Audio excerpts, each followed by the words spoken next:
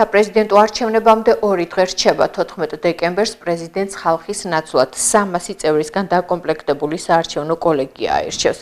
ოპოზიცია საპრეზიდენტო კანდიდატს აკრიტიკებს და პროცესს არალეგიტიმურს უწოდებს.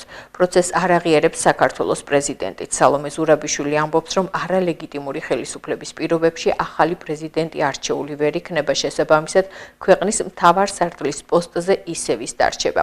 კრიტიკას უსაფუძვლოს უწოდებენ მართველ გუნდში, სადაც სალომე ზურაბიშვილის განცხადებას მორიგ სპეკულაცია დაფასებენ.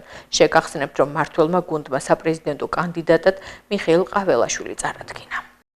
აქ პოზიცია არის ცალსახა არალეგიტიმური არჩევნების შედეგად არჩეული პარლამენტი არის არალეგიტიმური პარლამენტი, არალეგიტიმური პარლამენტის მიერ არჩეული პრეზიდენტი არის არალეგიტიმური პრეზიდენტი. შესაბამისად, ლეგიტიმური პრეზიდენტი არის სალომე ზურაბიშვილი და ის დარჩება ლეგიტიმურ პრეზიდენტად ახალ არჩევნებამდე. ჩვენ გვეყოლება საქართველოს ახალი პრეზიდენტი მიხეილ ყაველაშვილი, რომელიც უზრუნველყოფს იმას, რომ ბოლოს და ბოლოს საზოგადოებაში ნდობა გაჩნდება იმის, რომ საქართველოს პრეზიდენტი უნდა იყოს საქართველოს ინტერესების მატარებელი და არა უცხო ქვეყნების ინტერესების მატარებელი. აი ამას უზრუნველყოფს ახალი პრეზიდენტი, რომელიც ამავდროულად მოგვილოცავს ახალ წელს.